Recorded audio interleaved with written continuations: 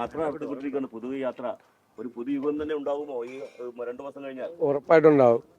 ഒരു പുതിയ കാലം ഉണ്ടാവും കേരളത്തിന്, തീർച്ചയായിട്ടും. ഇപ്പൊ മകൾ ഉണ്ണിമായി പറയുമായിരുന്നു അച്ഛന്റെ യാത്ര ഒരു നല്ല നിലയിലെത്തട്ടെ എന്ന് പറയുന്നു. ഏറെ പ്രതീക്ഷയുണ്ടെന്ന് പറയുന്നു ഉണ്ണിമായ.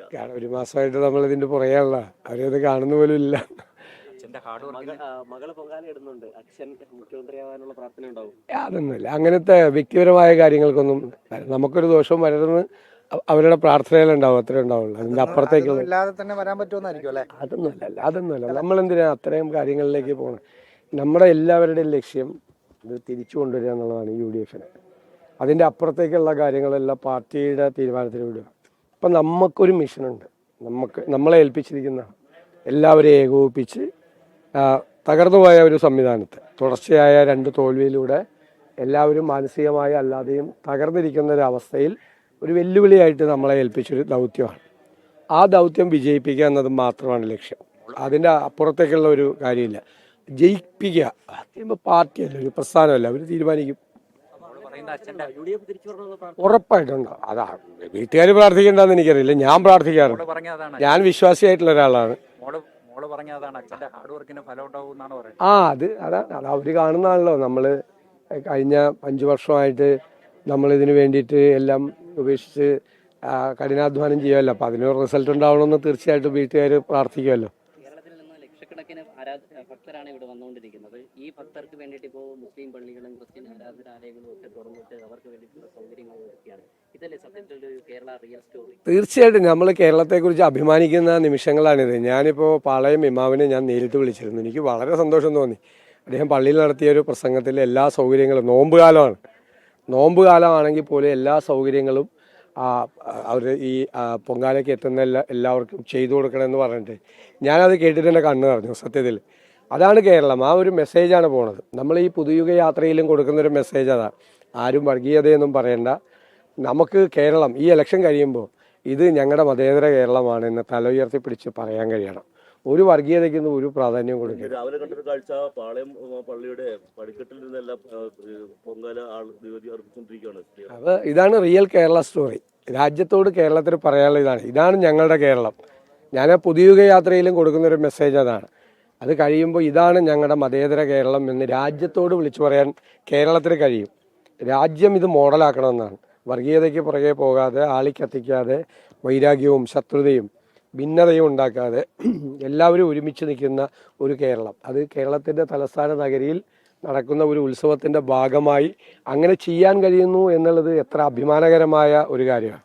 ഈ പൊങ്കാലത്തലേന്നൊക്കെ നഗരത്തിലെ പല സ്ഥലങ്ങളിലും കുടിവെള്ള പ്രശ്നം ഉണ്ടായിരുന്നു. അപ്പോൾ ഈ നഗരസഭയിൽ ഇപ്പോൾ BJPയും CPIM ഒക്കെ അങ്ങോട്ടും ഇങ്ങോട്ടും പരസ്പരം അതുമായി ബന്ധപ്പെട്ട ചില ആരോപണങ്ങളൊക്കെ നടത്തുകയും ചെയ്തു. ഇതെല്ലാവരും കൂടി ഒരുമിച്ച് അത് ഭംഗിയാക്കി ചെയ്തു കൊടുക്കുക എന്നുള്ളതല്ലേ ഇത്തരം ഘട്ടങ്ങൾ വരുമ്പോൾ. ഇതൊരു ഫെസ്റ്റിവൽ അല്ല, ആഘോഷമല്ലേ. ആ ആഘോഷം എല്ലാവരും കൂടി ഒരുമിച്ച് പരസ്പരം ഈ എല്ലാ കാര്യത്തിനും രാഷ്ട്രീയ പോരേണ്ട ആവശ്യമില്ല. ചില കാര്യങ്ങളെല്ലാം ഒരുമിച്ച് നിന്ന് ചെയ്തു കൊടുക്കുക എന്നുള്ളതാണ്, പൊതുവായി നിന്ന് ചെയ്തു കൊടുക്കുക എന്നുള്ളതാണ്. എല്ലാവരും പരസ്പരം സഹകരിച്ച് സ്നേഹത്തോടു കൂടി ചെയ്തു കൊടുക്കുക എന്നുള്ളത്. എല്ലായിടത്തും രാഷ്ട്രീയം വലിച്ചെടുക്കേണ്ട ആവശ്യമൊന്നുമില്ലെന്ന് എനിക്ക് തോന്നുന്നു. സ്ത്രീ പ്രവേശന കാര്യത്തിൽ ദേവസ്വം ബോർഡ് സ്റ്റാൻഡ് മാറ്റിയിട്ടുണ്ട്. യുവതി പ്രവേശനത്തിൻ്റെ അതിൻ്റെ അകത്ത് ഗവൺമെൻറ് ആണല്ലോ അഫിഡവിറ്റ് കൊടുത്തിരിക്കുന്നത്. ഗവൺമെൻറ് എന്താണ് സ്റ്റാൻഡ് എന്നവർ പറഞ്ഞാൽ നല്ല കാര്യം. അവരൊരു തെറ്റ് തിരുത്തട്ടെ. അവർ ചെയ്ത തെറ്റാണെന്ന് അത് അവരതിന് മാപ്പ് അപേക്ഷയും നടത്തിയിരുന്നു. പിന്നെ ഇത്രയും വർഷമായിട്ട് എന്തുകൊണ്ടാണ് ആ അഫിഡവിറ്റ് തിരുത്തി കൊടുക്കാത്തതെന്ന് അറിയില്ല. അതിൽ ഏറ്റവും പ്രധാനം ഒരു 4 വോട്ടിന് വേണ്ടി നിലപാടുകൾ മാറ്റുന്നവരല്ല CPM എന്നുള്ളതായിരുന്നു നേരത്തെ അവരുടെ ഒരു പ്രഖ്യാപിത നയം. ഒരു ഇലക്ഷൻ വരുന്ന സമയത്താണ് ഇങ്ങനെ ഒരു അഫിഡവിറ്റ് മാറ്റി കൊടുക്കുന്നത് എന്നുള്ളതാണ്. അല്ല അതായിക്കോട്ടെ, പക്ഷെ അവരൊരു തെറ്റ് തിരുത്തട്ടെ. അവർ തന്നെ സമ്മതിച്ചാണ് അവരൊരു തെറ്റാണ് ചെയ്തതെന്ന്. അവരത് തിരുത്തി കൊടുക്കട്ടെ. തിരുത്തി കൊടുത്ത ആ പ്രശ്നത്തിലൊരു ശാശ്വതമായ പരിഹാരം ഉണ്ടാവട്ടെ. പിന്നെ നവോത്ഥാന സമിതിയൊക്കെ രൂപീകരിച്ച് നവോത്ഥാനം ഇതൊക്കെ ചെയ്യുന്നവർ എല്ലാം പിന്തിരിപ്പന്മാരാണ് എന്ന്, അത് അങ്ങനെയല്ല ഞങ്ങളാരും അതിനെ കണ്ടത്. അത് ഞങ്ങളുമൊക്കെ പാർട്ടിയിൽ ഗൗരവതരമായ ചർച്ച നടത്തിയാണ് ഈ വിഷയത്തെക്കുറിച്ച്. വ്യത്യസ്ത അഭിപ്രായങ്ങൾ കോൺഗ്രസിൻ്റെ അകത്തും ഉണ്ടായി. ഞങ്ങൾ വളരെ വിശദമായ ഒരു ഫുൾ ഡേ ചർച്ച ചെയ്ത്. അപ്പോൾ ആചാരാനുഷ്ഠാനങ്ങളുടെ കാര്യത്തിൽ ഒരു മതത്തിൻ്റെയും കാര്യത്തിൽ ഇടപെടണ്ട, ഗവൺമെൻറ്റുകളും കോടതികളും ഇടപെടണ്ട. മാറ്റം ഉണ്ടാകണമെങ്കിൽ അതാത് മതത്തിൽ നിന്നും എല്ലാം വരട്ടെ. കാരണം ഇതൊക്കെ ഇന്നത്തെ കാലഘട്ടത്തിൽ അത് തെറ്റായി വ്യാഖ്യാനിക്കപ്പെടുകയും തെറ്റായി എടുക്കപ്പെടുകയൊക്കെ ചെയ്യുന്ന ഒരു കാര്യമാണ്. അപ്പോൾ ചിലപ്പോൾ ഇപ്പോൾ ഒരു 50 കൊല്ലം മുമ്പ് ഓരോ മതത്തിലുണ്ടായിരുന്ന രീതികളല്ലല്ലോ ഇന്ന് 50 കൊല്ലം കഴിഞ്ഞപ്പോൾ. അപ്പം മാറ്റം ഉണ്ടാവും, കാലാനുസൃതമായ മാറ്റങ്ങളുണ്ടാവും. ആചാരാനുഷ്ഠാനങ്ങളിൽ മാറ്റം വരുത്തുന്ന പറയുമ്പോൾ വളരെ വർഷങ്ങളായി കൊണ്ടു നടക്കുന്ന ആചാരങ്ങൾ. ഇപ്പോൾ മുസ്ലിം പള്ളികളിൽ ചില പള്ളികളിൽ സ്ത്രീകളെ പ്രവേശിപ്പിക്കില്ല, ചില പള്ളികളിൽ സ്ത്രീകളെ പ്രവേശിപ്പിക്കുക. അങ്ങനെ പലർക്കും പലരുടേതായ കൾച്ചറുണ്ട്.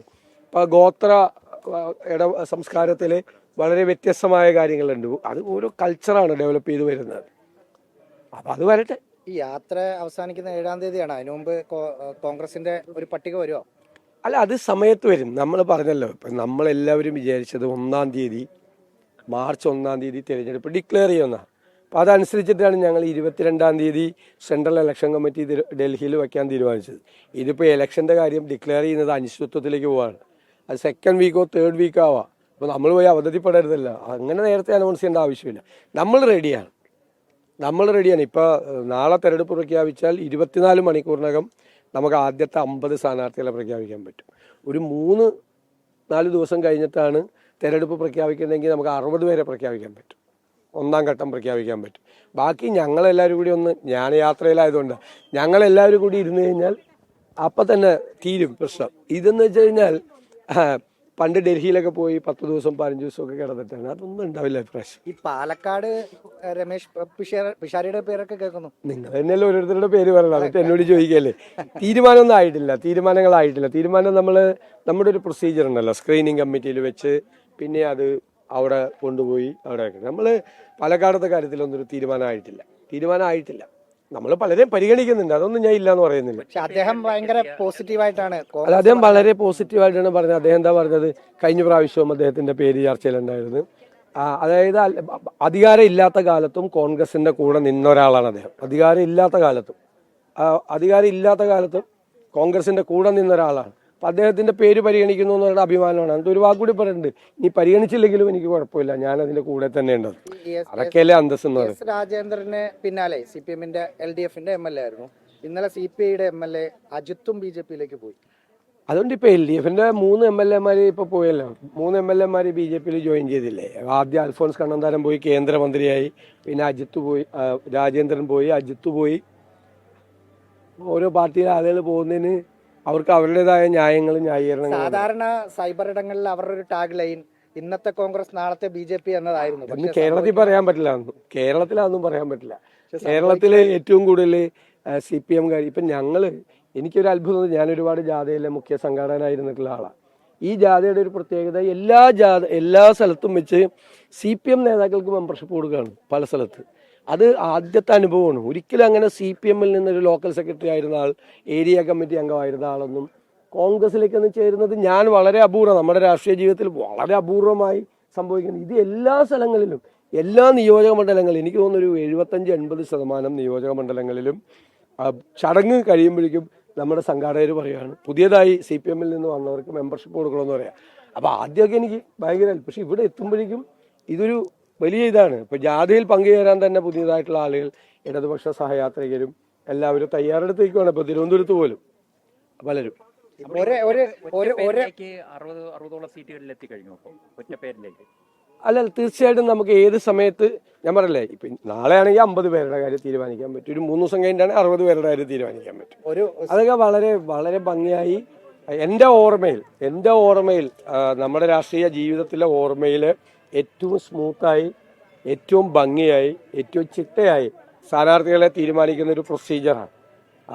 നമ്മൾ തന്നെ സാധാരണ പലരും 4 പേര് വന്ന് 4 സ്ഥാനാർത്ഥികളെ പറയുന്ന സമയത്ത് മിക്ക സീറ്റുകളിലേക്കും ഒരാളുടെ പേരാണ് പ്രധാനപ്പെട്ട നേതാക്കൾ എല്ലാവരും കൂടി. കാരണം എല്ലാവരുടെയും ലക്ഷ്യം ജയിക്കുക എന്നുള്ളതാണ്. അപ്പോൾ ജയിക്കാൻ പറ്റിയ ഏറ്റവും നല്ലൊരു സ്ഥാനാർത്ഥി, അർഹതയുള്ള ആളുടെ പേരിലേക്ക് എത്തുമ്പോൾ വളരെ സ്പീഡിൽ പോവാണ്, വളരെ സ്പീഡിൽ.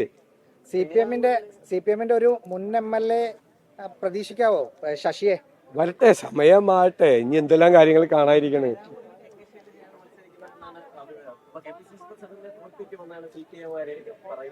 APCC പ്രസിഡന്റിനെ തോൽപ്പിക്കാനൊന്നും പറ്റില്ല. പേരാവൂർ അദ്ദേഹം ഏറ്റവും അതിശക്തനായ ഒരു ജനപ്രതിനിധിയാണ്, ജനങ്ങളുടെ ഹൃദയത്തിൽ ജീവിക്കുന്ന ഒരാളാണ്. അദ്ദേഹത്തെ തോൽപ്പിക്കാൻ പറ്റില്ല. അവർക്ക് സീറ്റ് കൊടുക്കാതിരിക്കാൻ, അവരെ ഒരു സീനിയർ ആളാണല്ലോ, അത് അവരുടെ പാർട്ടിയാണ് തീരുമാനിക്കുന്നത് ആർക്ക് സീറ്റ് കൊടുക്കണം. ഇപ്പം ഞങ്ങളുടെ പാർട്ടിയുടെ കാര്യം CPM അല്ല തീരുമാനിക്കുന്നത്. അപ്പം ഞാൻ പറയാൻ പാടില്ല അവർക്ക് ആർക്ക് കൊടുക്കണം. പക്ഷെ മട്ടന്നൂർ പോലത്തെ ഒരു സീറ്റിൽ നിന്ന് അവരെ മാറ്റുന്നതിന് തുല്യമാണ് ഒരു തോക്കുന്ന സീറ്റ് കൊടുക്കുക എന്ന് പറയുന്നത്. അത്രയും പല മണ്ഡലങ്ങളിലെ സർപ്രൈസ് കാൻഡിഡേറ്റ് ഉണ്ടാവും. നോക്കാവോ സമയമുണ്ടല്ലോ. ലോകത്തെവിടെയായാലും ഏത് സമയത്തും 24 വാർത്തകളും ഓഗ്മെന്റഡ് റിയാലിറ്റി പാക്കേജുകളും എക്സ്പ്ലെയിനറുകളും വിശദമായി കാണാൻ ഞങ്ങളുടെ യൂട്യൂബ് ചാനൽ നിങ്ങൾക്ക് സബ്സ്ക്രൈബ് ചെയ്യാം.